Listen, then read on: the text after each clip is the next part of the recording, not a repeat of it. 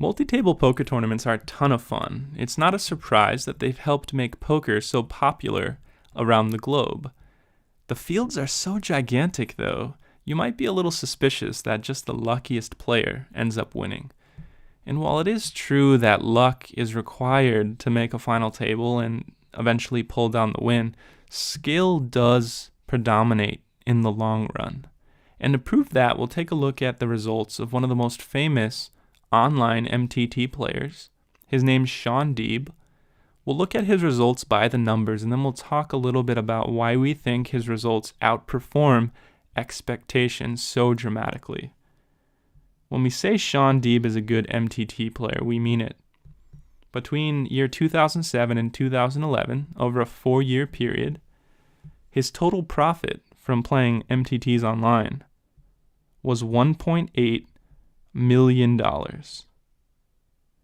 That's over $450,000 a year in profit just from online MTTs. So how does he do it? Well, one of his biggest secrets is he plays a very high volume, a lot of games.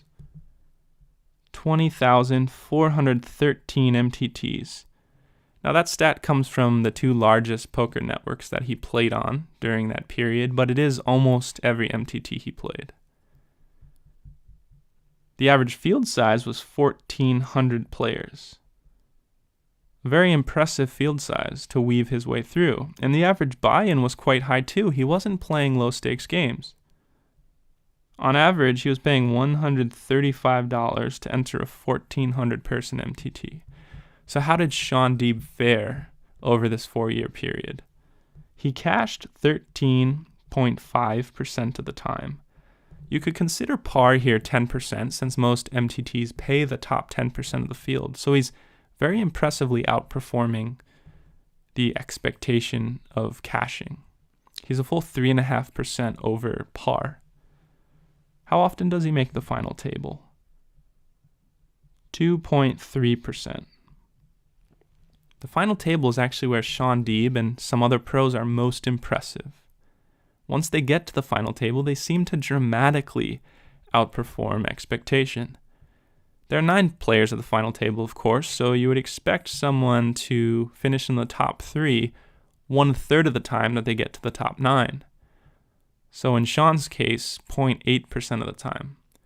But he actually makes the top 3 a full 1% of the time. How about the win? You would expect the win 1/9 of the time. In Shaun's case, that would be 0.25% of the time. But Shaun wins a full 0.5% of his MTTs, double what you would expect. So something's going on here. Shaun Deeb just crushes the final table once he gets there. And why would this be? Let's think about it. This is, after all, the greatest source of his $1.8 million in profit. He's only cashing, moderately more than expectation. It's his final table performance where he's picking up most of his profit. A simple and fundamental reason why a good MTTer would outperform final tables is he or she arrives at the final table with a big stack. It might sound a little obvious, but it's critical. If you make the top 9 with more than 1/9 of the chips, you have a big edge. You're going to place higher than 9th, probably do pretty well in the tournament. So it's easier said than done, though. How do we get to that position as an MTT player? The secret probably lies in how you play the mid stages of the poker tournament. Let's draw a graph where the x-axis is your finishing place in the tournament. At the far right, we have first place, and then at the origin, we have you bust first in the entire field, and in between every other possible spot. We'll write a benchmark for a min cash and a benchmark for making the final table. Now, a normal poker player's results might look something like this. They make a bunch of exits before the cash, and then sometimes they cash, and the bigger cashes are less and less frequent. Maybe they make a few final tables in their poker career, and they have exactly 1 win. Let's take a look at Sean Deeb's curve here. It might actually look pretty much the same at the beginning, but then we would expect that he's actually making moderate-sized cashes less frequently. He's setting himself up to enter final tables with more chips and win more often than the average player.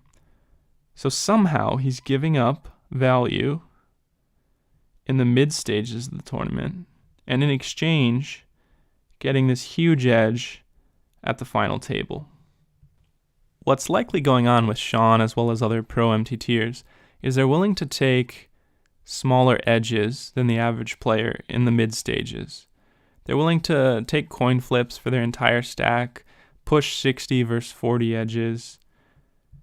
They want a big stack as they get to the final 3 tables and then the final table to give themselves a chance to win, because after all, the payout structure is always top heavy. Most of the money is in the top 3 spots. The average amateur, of course, doesn't think that way and pays attention to the pay ladder and cares a lot about moving up slowly. They also don't appreciate the role that luck has in these middle stages of the tournament between the cash and the final table. They don't accept the reality that you do have to take a few coin flips and win them to put yourself in position to make a deep run. How else does Sean Deeb or another pro MTTer get such a big edge at the final table? Well, of course, they have more experience.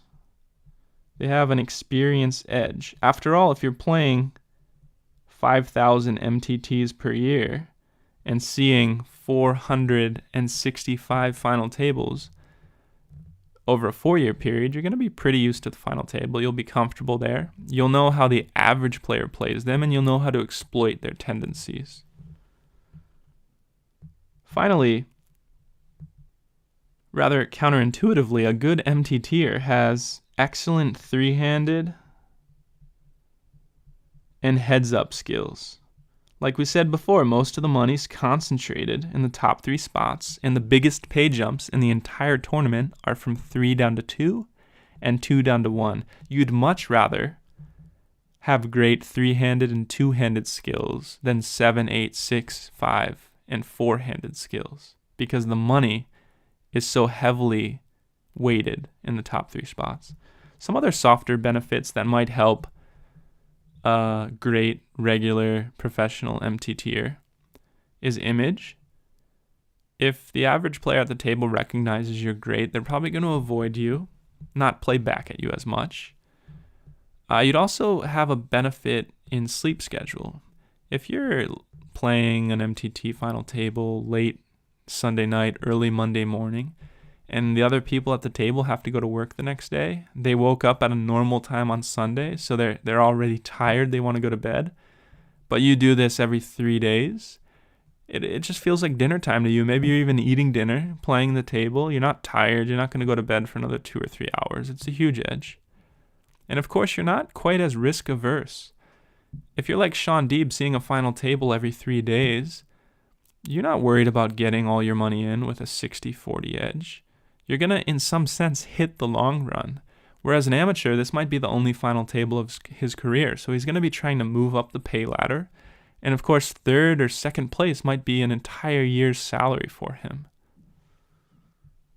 We took a look at Sean Deeb in this video, not to convince you that you should become like him or he's the be and end all of MTT play. We wanted to show that luck is important, but skill predominates. And to become a good MTT player, you should play a high volume, and then you should play the mid to late stages very aggressively, accepting the role that luck does play. Keep watching Beanstalk videos, practice MTTs, either online or live, build your volume, and pretty soon, hopefully, you'll see deeper and deeper cashes, and you'll get closer to that overall goal of finishing first in an MTT.